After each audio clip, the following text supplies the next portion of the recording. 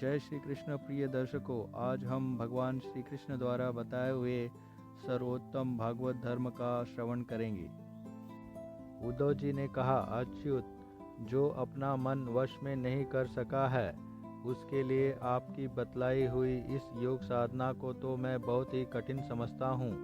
अतः आप कोई ऐसा सरल और सुगम साधन बतलाइए जिससे मनुष्य अनायास ही परम पद प्राप्त कर सके। कमल नयन, आप जानते ही हैं कि अधिकांश योगी जब अपने मन को एकाग्र करने लगते हैं तब वे बार बार चेष्टा करने पर भी सफल न होने के कारण हार मान लेते हैं और उसे वश में न कर पाने के कारण दुखी हो जाते हैं। आप विश्वेश्वर हैं, आपके ही द्वारा सारे संसार का नियमन होता है। इसी से सारा सार विचार में चतुर मनुष्य आपके आनंद वर्षी चरण कमलों की शरण लेते हैं और अनायास ही सिद्धि प्राप्त कर लेते हैं। आपकी माया उनका कुछ नहीं बिगाड़ सकती, क्योंकि उन्हें योग साधन और कर्मानुष्ठान का अभिमान नहीं होता। परंतु जो आपके चरणों का आश्रय नहीं लेते, वे योगी और कर्मी अपने साधन के घमंड से फूल जाते हैं। अवश्य ही आपकी माया ने उनकी मति हर ली है। प्रभु, आप सबके हितैषी सुहृद हैं। आप अपने अनन्य शरणागत बलि आदि सेवकों के अधीन हो जाएं, यह आपके लिए कोई आश्चर्य की बात नहीं है, क्योंकि आपने रामावतार ग्रहण करके प्रेमवश वानरों से भी मित्रता का निर्वाह किया। यद्यपि ब्रह्मा आदि लोकेश्वरगण भी अपने दिव्य किरीटों को आपके चरण कमल रखने की चौकी पर रगड़ते रहते हैं। प्रभु, आप सबके प्रीतम स्वामी और आत्मा हैं। आप अपने अनन्य शरणागतों को सब कुछ दे देते हैं। आपने बलि, प्रहलाद आदि अपने भक्तों को जो कुछ दिया है, उसे जानकर ऐसा कौन पुरुष होगा जो आपको छोड़ देगा। यह बात किसी प्रकार बुद्धि में ही नहीं आती कि भला कोई विचारवान विस्मृति के गर्त में डालने वाला तुच्छ विषयों में ही फंसा रखने वाले भोगों को क्यों चाहेगा। हम लोग आपके चरण कमलों की रज के उपासक हैं, हमारे लिए दुर्लभ ही क्या है। भगवान, आप समस्त प्राणियों के अंतःकरण में अंतर्यामी रूप से और बाहर गुरु रूप से स्थित होकर उनके सारे पाप ताप मिटा देते हैं और अपने वास्तविक स्वरूप को उनके प्रति प्रकट कर देते हैं। बड़े बड़े ब्रह्मज्ञानी ब्रह्मा जी के समान लंबी आयु पाकर भी आपके उपकारों का बदला नहीं चुका सकते। इसी से वे आपके उपकारों का स्मरण करके क्षण क्षण अधिक का अधिक आनंद का अनुभव करते रहते हैं। श्री सुखदेव जी कहते हैं, परीक्षित, भगवान श्री कृष्ण ब्रह्मादि ईश्वरों के भी ईश्वर हैं। वे ही सत रज आदि गुणों के द्वारा ब्रह्मा, विष्णु और रुद्र का रूप धारण करके जगत की उत्पत्ति, स्थिति आदि के खेल खेला करते हैं। जब उद्धव जी ने अनुराग भरे चित्त से उनसे यह प्रश्न किया, तब उन्होंने मंद मंद मुस्कुराकर बड़े प्रेम से कहना प्रारंभ किया। श्री भगवान ने कहा, प्रिय उद्धव, अब मैं तुम्हें अपने उन मंगलमय भागवत धर्मों का उपदेश करता हूँ, जिसका श्रद्धापूर्वक आचरण करके मनुष्य संसार रूप दुर्जय मृत्यु को अनायास ही जीत लेता है। उद्धव जी, मेरे भक्त को चाहिए कि अपने सारे कर्म मेरे लिए ही करे और धीरे धीरे उनको करते समय मेरे स्मरण का अभ्यास बढ़ाए। कुछ ही दिनों में उसके मन और चित्त मुझ में समर्पित हो जाएंगे। उसके मन और आत्मा मेरे ही धर्मों में रम जाएंगे। मेरे भक्त साधु जन जिन पवित्र स्थानों में निवास करते हों, उन्हीं में रहे और देवता, असुर अथवा मनुष्यों में जो मेरे अनन्य भक्त हो, उनके आचरणों का अनुसरण करे। पर्व के अवसरों पर सबके साथ मिलकर अथवा अकेले ही नृत्य, गान, वाग आदि महाराजोचित ठाट बाट से मेरी यात्रा आदि के महोत्सव करे। शुद्ध अंतःकरण पुरुष आकाश के समान बाहर और भीतर परिपूर्ण एवं आवरण शून्य मुझ परमात्मा को ही समस्त प्राणियों और अपने हृदय में स्थित देखे।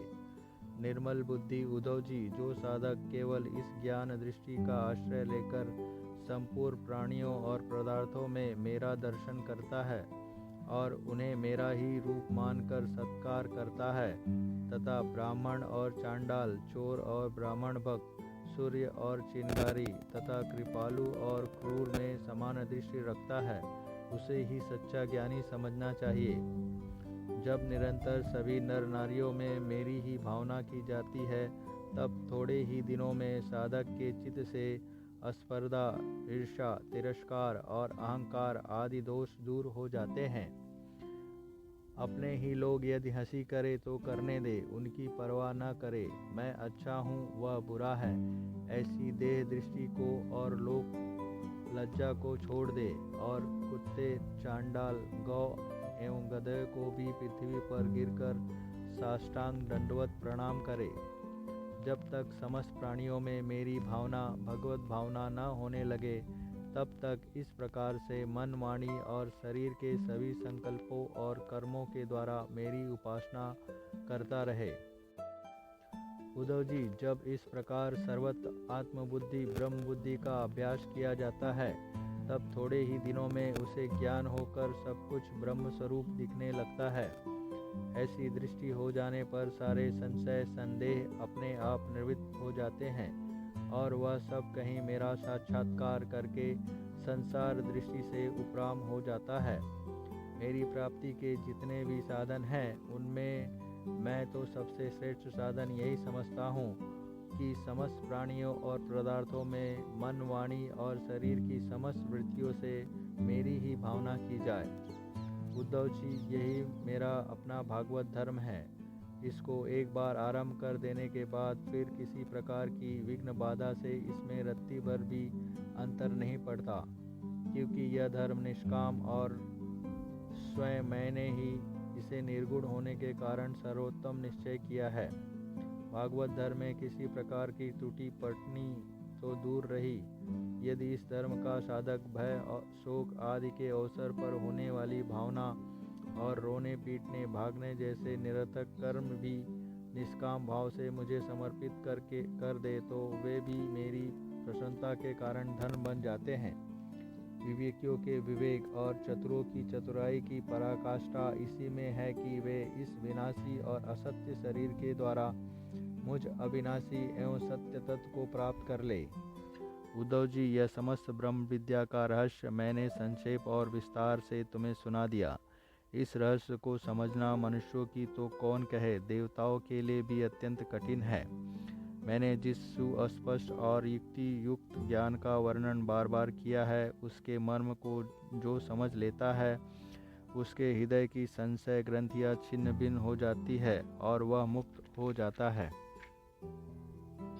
मैंने तुम्हारे प्रश्न का भली भांति खुलासा कर दिया। जो पुरुष हमारे प्रश्न उत्तर को विचार पूर्वक धारण करेगा, वह वेदों के भी परम रहस्य सनातन परम ब्रह्म को प्राप्त कर लेगा। जो पुरुष मेरे भक्तों को इसे भली भांति स्पष्ट करके समझाएगा, उस ज्ञानदाता को मैं प्रसन्न मन से अपना स्वरूप तक दे डालूंगा, उसे आत्मज्ञान करा दूंगा। उद्धव जी, यह तुम्हारा और मेरा संवाद स्वयं में तो परम पवित्र है ही, दूसरों को भी पवित्र करने वाला है। जो प्रतिदिन इसका पाठ करेगा और दूसरों को सुनाएगा, वह इस ज्ञानदीप के द्वारा दूसरों को मेरा दर्शन कराने के कारण पवित्र हो जाएगा। जो कोई एकाग्रचित्त से इसे श्रद्धापूर्वक नित्य सुनेगा, उसे मेरी पराभक्ति प्राप्त होगी और वह कर्म बंधन से मुक्त हो जाएगा। प्रिय सखे, तुमने भली भांति ब्रह्म का स्वरूप समझ लिया ना, और तुम्हारे चित्त का मोह एवं शोक दूर हो गया ना। तुम इसे दाम्भिक, नास्तिक, सठ, अश्रद्धालु, भक्तिहीन और उद्धत पुरुषों को कभी मत देना। जो इन दोषों से रहित हो, ब्राह्मण भक्त हो, प्रेमी हो, साधु स्वभाव हो और जिसका चरित्र पवित्र हो, उसी को यह प्रसंग सुनाना चाहिए। यदि शूद्र और स्त्री भी मेरे प्रति प्रेम भक्ति रखते हों, तो उन्हें भी इसका उपदेश करना चाहिए। जैसे दिव्य अमृत पान कर लेने पर कुछ भी पीना शेष नहीं रहता, वैसे ही यह जान लेने पर जिज्ञासु के लिए और कुछ भी जानना शेष नहीं रहता। प्यारे उद्धव, मनुष्यों को ज्ञान, कर्म, योग, वाणिज्य और राज दंडादि से क्रमशः मोक्ष, धर्म, काम और अर्थ रूप फल प्राप्त होते हैं, परंतु तुम्हारे जैसे अनन्य भक्तों के लिए वह चारों प्रकार का फल केवल मैं ही हूँ। जिस समय मनुष्य समस्त कर्मों का परित्याग करके मुझे आत्मसमर्पण कर देता है, उस समय वह मेरा विशेष माननीय हो जाता है और मैं उसे उसके जीवत्व से छुड़ाकर अमृत स्वरूप मोक्ष की प्राप्ति करा देता हूँ और वह मुझसे मिलकर मेरा स्वरूप हो जाता है। जय श्री कृष्ण।